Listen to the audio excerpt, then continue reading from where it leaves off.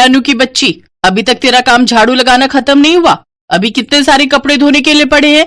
जा जल्दी से घाट पर ले जाकर इन्हें धोआ। झाड़ू लगाकर अनु जल्दी से कपड़े धोने घाट पर चली जाती है। सुबह से काम करके मैं थक गई हूँ। काश आज माँ जिंदा होती तो मुझे ये सब नहीं करना पड़ता। कुछ देर बाद कमला काकी वहाँ आती है। ए अनु, तू कब से यहाँ आई है? अभी तेरे कपड़े नहीं धुले क्या?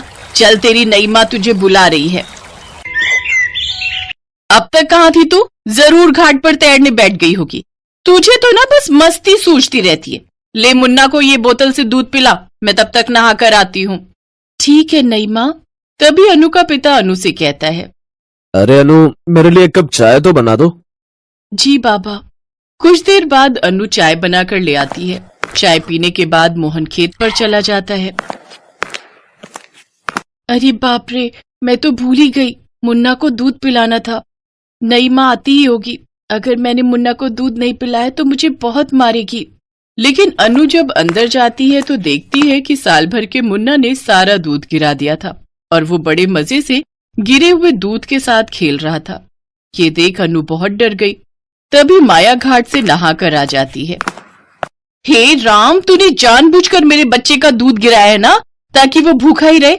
तूने मेरे बेटे का दूध गिराया ना, तो आज से तेरा खाना भी बंद। कहाँ गया मेरा वो डंडा? हाँ, मिल गया।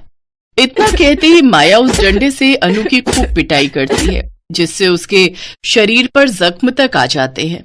फिर लंगड़ाते हुए रोते रोते उस आम के पेड़ के नीचे जाकर बैठ जाती है, जहां वो अक्सर अपनी माँ के साथ बैठती थी। माँ, तुम कहाँ हो? आओ ना माँ, मेरे पास आओ ना। नई माँ बहुत गंदी है, वो मुझे बहुत मारती है। तभी अचानक अनु को अपनी माँ की आवाज आती है। अनु, मेरी बच्ची, रो मत। ये आवाज सुनकर अनु बहुत खुश होती है। माँ, माँ, कहाँ हो तुम माँ? मैं क्यों तुम्हें देख नहीं पा रही हूँ माँ? तभी अचानक से उसे अपनी नई माँ के चिल्लाने की आवाज आती है। अनु, अरे ओ अनु, कहाँ जाकर मर गई? जी जी, आई नई माँ। नई माँ के डर से अनु भागते हुए जाती है। कहाँ मर गई थी?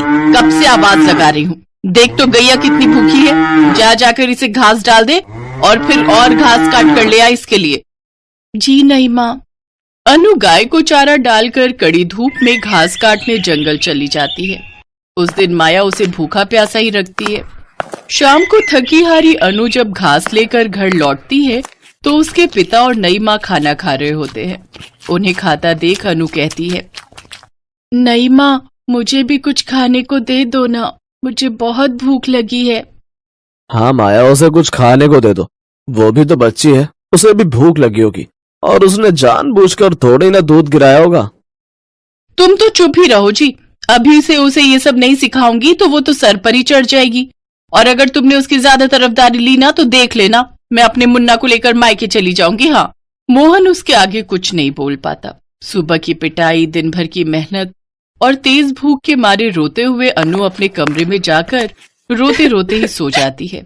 लेकिन आधी रात को उसे तेज बुखार आता है और वो रोते रोते एक ही बात कह रही थी, माँ, माँ, मुझे भी अपने साथ ले जाओ ना, मुझे बहुत दर्द और तकलीफ होती है, मुझे भी अपने साथ ले चलो ना, ले चलो ना।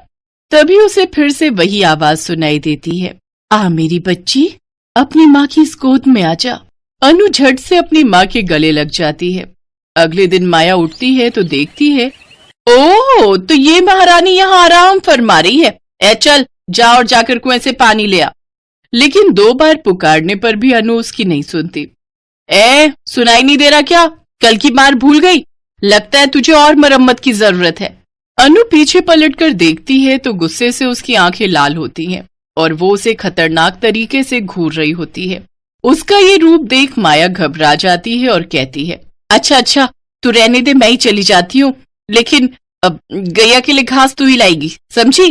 अनु वहां से एक कदम भी नहीं हिली, बल्कि हवा में लहराती हुई दराती नई माँ के हाथ में आ गई। ये देख माया उससे बोली, हाय दैया, ये भला कैसे हो गया? न जाने कहां से ये जादू टोना सीख कर मुझे डरा रही है। रुक, मैं तुझे बताती हूँ। ये सुनकर अनु की गुस्से में आंखें और भी लाल हो जाती हैं और वो डंडे की तरफ देखती है। डंडा हवा में उड़ते हुए आता है और माया की पिटाई करने लगता है। मुझे बहुत दर्द दिया है ना तुमने, खूब काम भी करवाया है, लेकिन अब से ये सारे काम तुम खुद करोगी। अब जाओ और जाकर घास काटो। खूब सारी धुलाई होने के बाद माया घास काटने चली जाती है और आकर गैया को चारा डालती है। फिर घर के सारे काम अकेले ही करती है और जब वो थक कर बैठ जाती तो उस डंडे से उसकी पिटाई फिर से शुरू हो जाती। सारा काम खत्म होने के बाद जब वो कमरे में गई तो मोहन और मुन्ना सो रहे थे। उन्हें देख माया ने मोहन को जगाते हुए कहा, आप अभी तक काम पर भी नहीं गए? मेरे बेटे ने भी सुबह से कुछ नहीं खाया। सारा दिन काम करते करते और डंडे खा खाकर मेरे पूरे शरीर में दर्द होने लगा है। सारा दिन भूखे रहकर अब तो मुझे भूख के मारे चक्कर ही आने लगे हैं। क्या मैं इतनी गहरी नींद में था? और तुम्हारी पिटाई किसने की? और काम तुमने किया? अनु कहाँ है? उसी ने तो अपने जादू टोने से मेरी इतनी पिटाई की है और घर का सारा काम भी मुझसे करवाया। क्या अनु ने ऐसा किया? चलो मेरे साथ। वो दोनों अनु के कमरे में जाते हैं, लेकिन वो वहां नहीं होती। वो उसे ढूंढते हुए बाहर जाते हैं तो वो वहां भी नहीं होती। फिर ढूंढते हुए वो उसी आम के पेड़ के पास पहुंच जाते हैं जहां अनु उस पेड़ की छांव में चेहरे पर मुस्कान लिए सोई होती है। ये तो यहाँ आराम से सो रही है। लेकिन मोहन जब उसे उठाता है तो वो हैरान रह जाता है। इसका शरीर तो सारा ठंडा पड़ चुका है। इसका मतलब अनु? इसका मतलब ये मर चुकी है और इसकी आत्मा मुझसे बदला ले रही थी। जाने से पहले वो मुझे सबक सिखा कर गई है। आज मुझे पता चला मैंने उसके साथ कितना गलत किया। उधर स्वर्गलोक में अनु अब बहुत खुश थी और ऊपर से ये सब देखकर वो मुस्कुरा रही थी। ये कहानी है हेतराम की। हेतराम का जन्म ही इसलिए हुआ था कि वो शराब पी सके। दिन के 24 घंटे वो शराब के नशे में रहता। उसके मोहल्ले में किसी को याद नहीं है कि कौन सा ऐसा दिन था जब उसने शराब नहीं पी हो। काम धाम उससे कोई होता नहीं था, तो फिर शराब पीता कैसे था? शराब पीता था अपनी पत्नी सुनीता की कमाई के पैसों से। सुनीता एक चूड़ी बनाने की फैक्ट्री में काम करती थी। हर दिन की तरह शराब के नशे में टल्ली हेतराम सड़क पर गाना गाते हुए जा रहा था। पीने वालों को पीने का बहाना चाहिए। अरे पीने वालों को पीने का बहाना चाहिए। गाना गाते हुए अपने डगमगाते कदम से जैसे ही वो अपने घर में घुसा, उसकी चारों बेटियां रीमा, सीमा, मीना और पुष्पा के दिल की धड़कन बढ़ गई। वो आपस में खुसर फुसर करने लगे। तभी हेतराम ने सीमा को बुलाकर पूछा, सीमा, अरे ओ सीमा, तेरी माँ कहाँ है रे? बापू वो तो अभी नहीं आई। आई नहीं? क्या मतलब आई नहीं? रात होने को आई और तुम्हारी माँ बाहर गैर मर्दों के साथ गुलछर्रे उड़ा रही है। आने दो आज उसे। मार मार कर उसकी सारी आशिकी यहीं जमीन में मिला दूंगा। बेशर्म औरत, मेरी नाक कटा दी है इसने। पति घर पर आ गया है और वो बाहर मजे कर रही है। उसके मुंह से दारू का भभका उठ रहा था। सीमा ने अपनी नाक बंद की और चुपचाप खामोशी से अपने शराबी पिता की बात सुनने लगी। तभी सुनीता वहां आ गई। सुनीता को देखते ही हेतराम भड़क गया। आ गई आशिकी लड़ाकर? अरे शर्म नहीं आती तुझे? घर में 4-4 बेटियां हैं और तू दूसरे के साथ मुंह काला किए फिरती है। ये सब आप क्या कह रहे हैं? आपका दिमाग खराब हो गया है क्या? मेरा दिमाग खराब हो गया है? बदतमीज औरत है। मेरा दिमाग खराब हो गया है? इतनी रात तक तू कहाँ थी? काम पर गई थी, आपको पता नहीं है? चल बड़ी आई काम की धौंस देने वाली। ये बता इतनी रात क्यों हो गई? 100 बार बोल चुकी हूँ, काम बहुत है। अभी त्योहार आने वाले हैं, ज्यादा काम करना पड़ता है और इसके ज्यादा पैसे भी मिलते हैं, तभी तो घर चलता है। नहीं तो सारी कमाई तो आपकी शराब में चली जाती है। खुद तो कुछ करते नहीं, बीवी करे तो फालतू की बातें बनाते रहते हो। पत्नी के मुंह से ये बात सुनकर हेतराम को मिर्ची लग गई।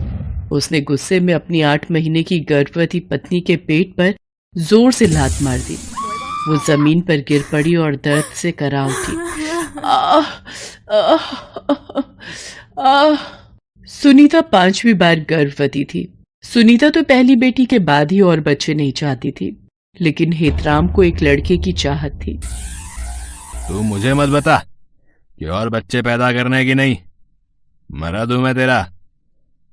मर्द की जो मर्जी होती है वही होता है, और उसी में औरत का भला भी होता है। इसलिए अपनी जबान बंद रख और मर्द की बात सुन।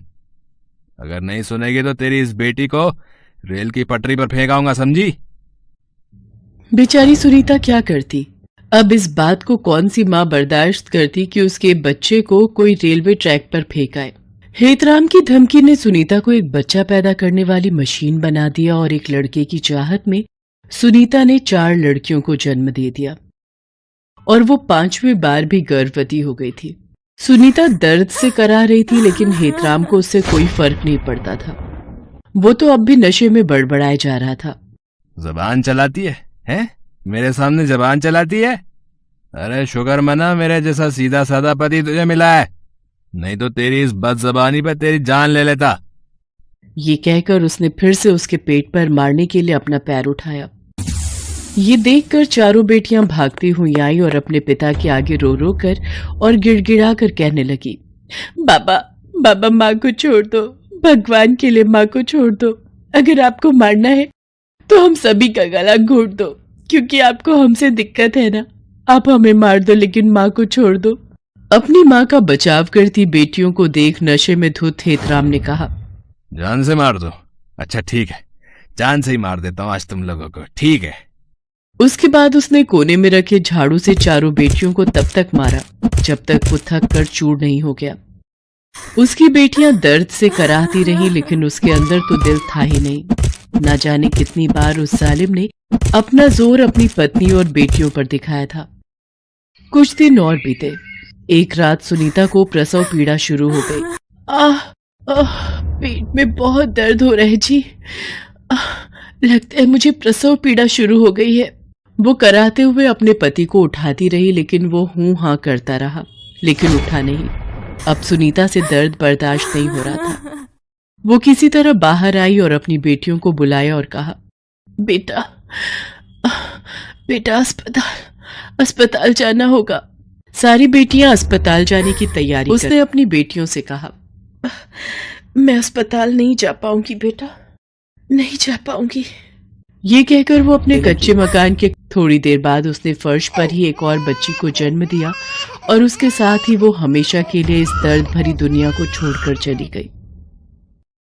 अभी अभी इस दुनिया में आई जोर जोर से रो रही उसकी मासूम सी बेटी को तो ये पता भी नहीं था कि उसे जन्म देने वाली माँ अब ना तो उसके आंसू देख सकती है और ना ही उसके रोने की आवाज उसके कानों में पड़ सकती है।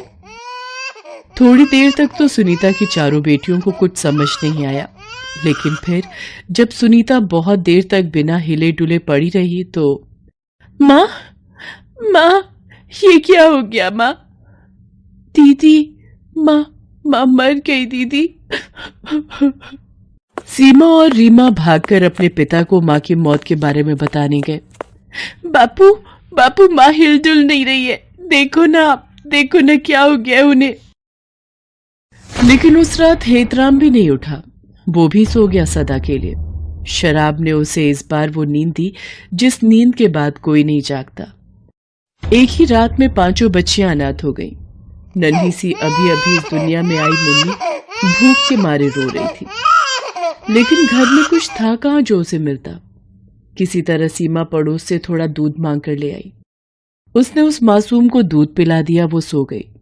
उसके बाद सभी बहनें अपने माता पिता का अंतिम संस्कार करने शमशान घाट पहुंची।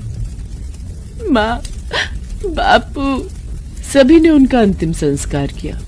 जब वो अंतिम संस्कार कर घर लौट रही थी तो जोरों की बारिश शुरू हो गई। बारिश इतनी भयंकर थी कि ऐसा लगा कि उस बारिश में सब खत्म हो जाएगा, और खत्म हुआ भी। माँ बाप तो उन 5 बच्चियों के चले ही गए थे। उनके घर पर बिजली गिर गई और उनका कच्चा मकान जलकर खाक हो गया। चारों बहनें जब घर पहुंची और अपने घर का ये हाल देखा, भगवान हमें क्यों छोड़ दिया?